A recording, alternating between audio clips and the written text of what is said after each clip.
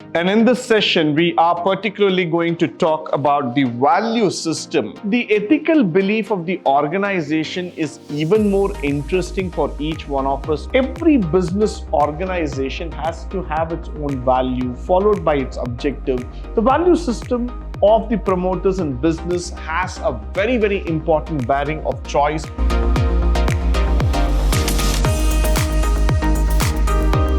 Good morning and welcome to the third session of Business Environment. This is a very, very important and interesting session where we are going to speak about the various factors that are governing in terms of the business environment. And in this session, we are particularly going to talk about the value system. That's the most important thing for a business today to survive. So let's go forward and try to understand what is there as a value-based organization altogether.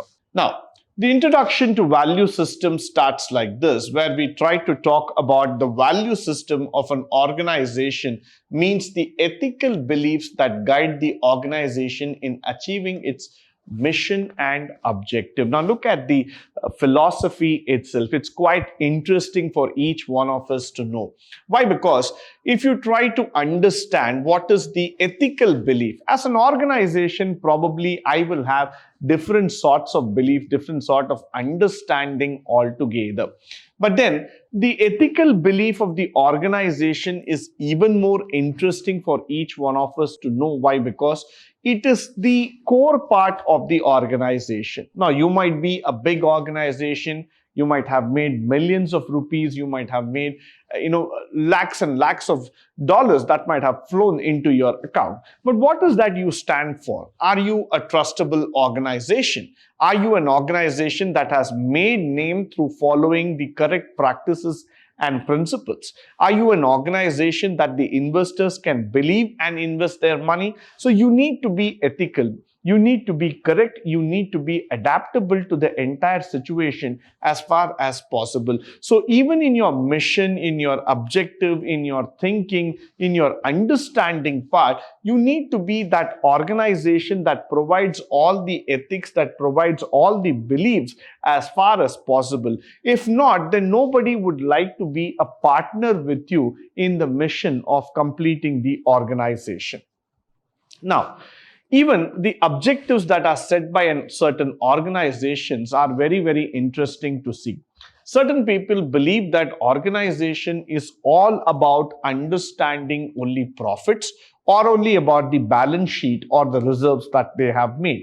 But there are certain organizations in the world which believe that it is not about profit, it is not about just making money, or it is not just about getting those dividends or revenue run years after year.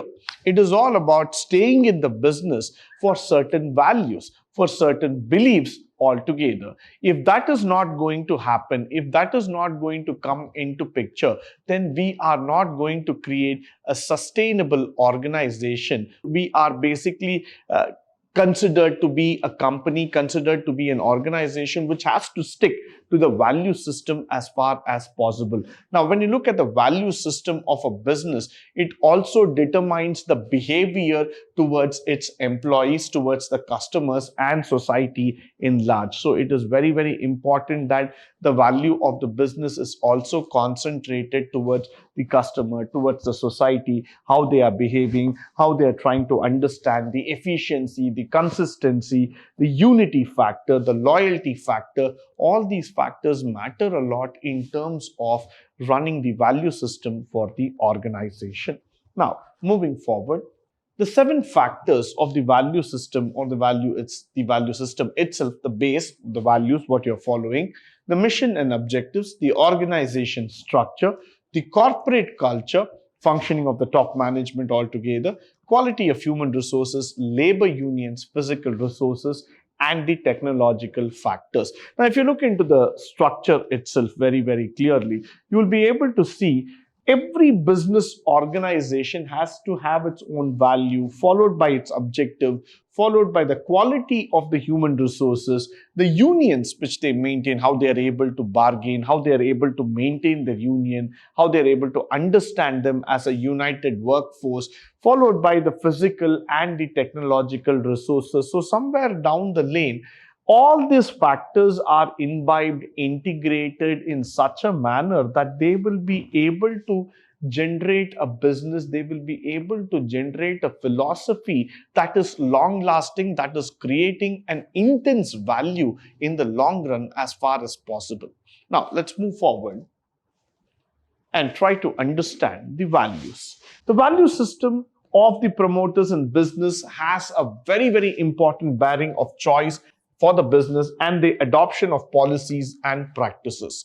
Now, what is the value of an organization can be determined, can be understood only if the promoters of the business try to make it as interesting, as ethical, and as fair and justice as far as possible. So if they are not going to create an organization which does not have great ethical standards, that means the organization is going to fall down somewhere. Nobody will create a trust, nobody will have a belief, or nobody will start taking it seriously altogether. They will start believing that this organization is of no great use, no great value. So we will not be in a position to understand it and take it forward. So down the line, what is going to happen is that the organization will start falling apart altogether. So it's very, very important for each one of us to understand how organization is going to go forward, take it in terms of growth, take it in terms of understanding in the entire atmosphere. Now, going forward, we are also going to study about the missions and the objective factors altogether. Now, the objective of all the firms is assumed to be the maximization of profit, the long run profit altogether. But mission is different from this narrow objective of profit maximization. So that's why I say mission is divided as the overall purpose for the reason for which it exceeds or for which it guides and the business decision and the economic activities. So we need to be very, very careful in terms of understanding this philosophy altogether. We are all a system, we are all a systematic part of understanding how the mission factor, how the mission actually guides us and takes us forward. So if you just start believing that, our objective is only to make profit and keep running as far as possible, probably we will be losing the business. So our objective here is that the existence, the guidance purpose, how are we going to take the business forward? How are we going to create a system that can sustain, that can develop and move forward?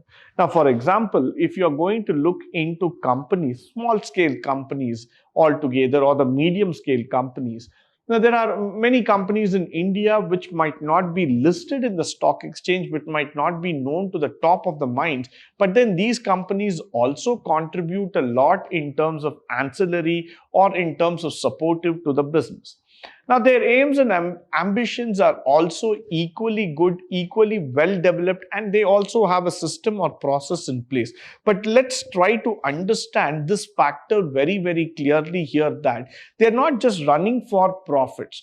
Their aim is also to create a business which is able to provide a guidance to the customer, which is able to provide a systematic vision to the customers as far as possible. So this is why I would say that the vision and mission statement will definitely matter to the organization in the long run. Now, moving forward, when you look at the organization and structure, the organization structure means things of composition, which is of the board of directors. It is number of the independent directors, the extent of professional management that is found inside the organization pattern, which means to say that in the long run, when you are seeing these organization, the board, the structure, the composition, how the people are there, how the people are being managed, what kind of people have enrolled with you, have joined with you in terms of development, in terms of growth, everything comes into pattern, everything comes into nature. So if you're just going to have an organization that is just filled with people who do not have enough experience, who do not have enough knowledge, or who do not have enough guidance, will not be considered here at all. So that is where it matters. Who are the kind of people with you are getting associated? You are getting sharing your values, sharing your practice all together. Those things matters a lot. That's why the nature and significance of the structure will have a significant influence over the decision making process of the organization. So that's why I always say that if the organization has to sustain, it has to develop, and it has to go forward as a company, as an institution altogether, it needs to have certain guidance, it needs to have certain values. So an efficient working of the business also requires that its organized section structure should be conducive enough, should be able to make some decision, and any delays in the decision making can cost the good, can cost the business firm altogether. So somewhere down the lane, we should be able to understand this factor that every single organization needs certain values, needs certain background, needs certain amount of thought process here, and they will be able to sustain only when they are able to have a good structure in place, a good amount of people who can guide them, who can tell them how to run the organization during the difficult times, during the challenging times altogether.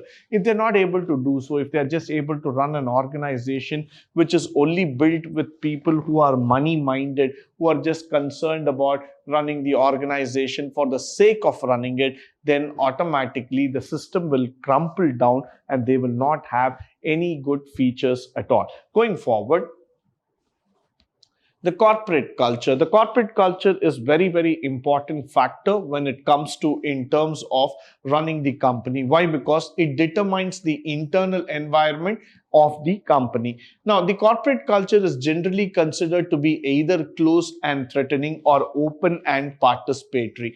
Now, let me tell you an example here. Organization need to be those kind of system or setup where they allow the people to voice out their opinion, voice out their ideas, tell what is exactly needed in terms of growth, in terms of development.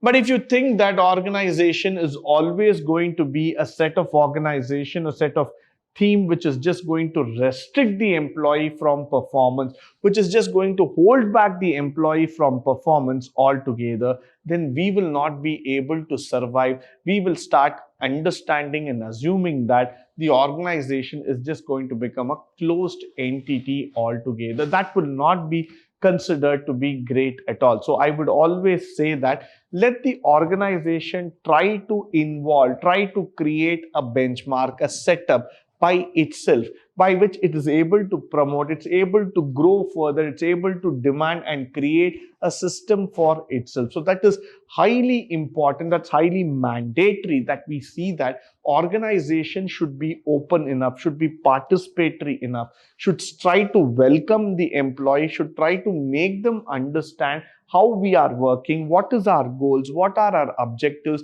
how we are trying to create an open, conducive environment where everybody can participate, where everybody can be a part of the decision making.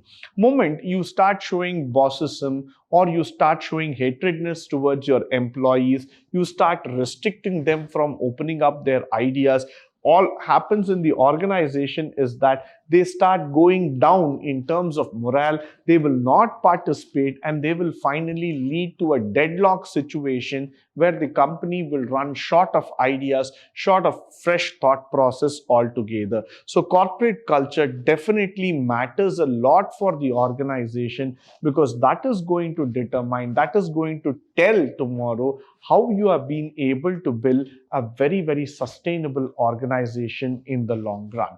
Moving forward, When we talk about the quality of human resources altogether, what kind of people are you hiring and why are you hiring this kind of people?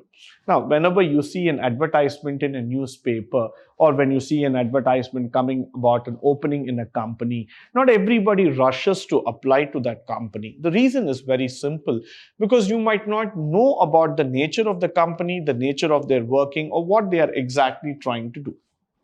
And even the organization, on the other hand, does not seem to be attracting the right kind of people.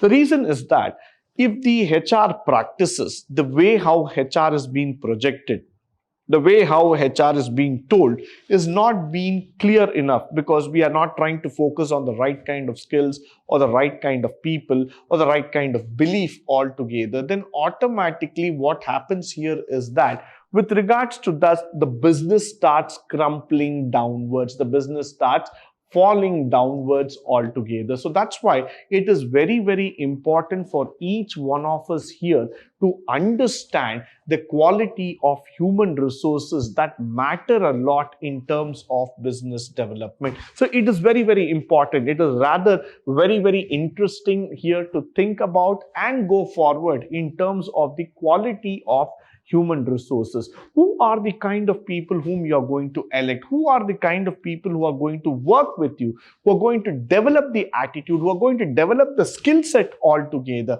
All those factors will depend, and the commitment what people are going to show in terms of working in your organization, in terms of understanding your factors, in terms of understanding the philosophies and how they are able to match the right kind of person to the right kind of role. All these things will matter a lot when it comes to the business format altogether. So that is why qualities of employees and the nature of the human resource will matter into the organization.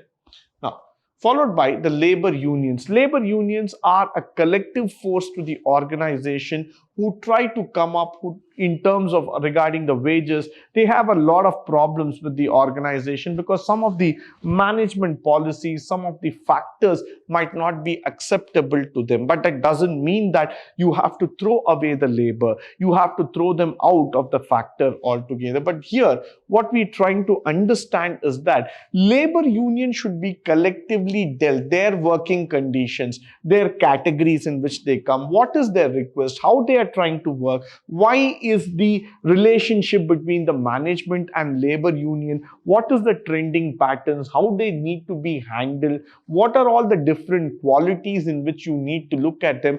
All these things will matter a lot when it comes to the organizational factor. So you will not be able to take the organization in one go, in one shot altogether. You need to understand. You need to stand by them. You need to go with them. You need to understand the challenges in which they are working, what is their working conditions and patterns, and then probably you will be able to stick with them and grow with them. So labor unions are the collective workforce that will definitely decide and determine the growth process of the organization. Followed by, when we are talking about the physical factors, now I'm really interested when it comes to the research and development of the organization. Why? Because if an organization does not have the technological capability or it does not have its competitive strength factor altogether, it will not be able to come up in terms of its production process here.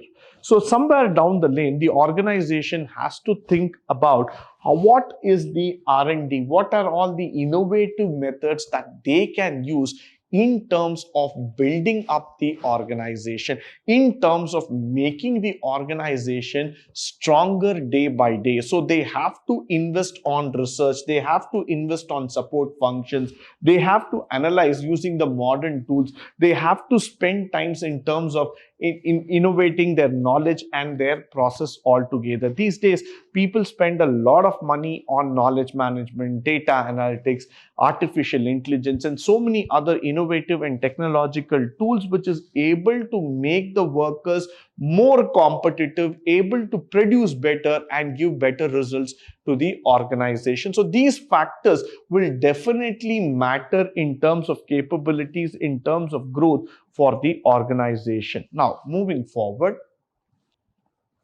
With this, we come to the end of this session. I hope and believe that the points discussed here of high information is of great value to you and will be highly useful in terms of learning the value systems of the organization. In the next session, we will be trying to understand about the other factors of the organization, especially from the brand and the equity model, because branding and imaging will form a very, very important part of the business environment. Until then, stay tuned, stay blessed, and stay enlightened forever. Thank you once again for joining me on this wonderful session.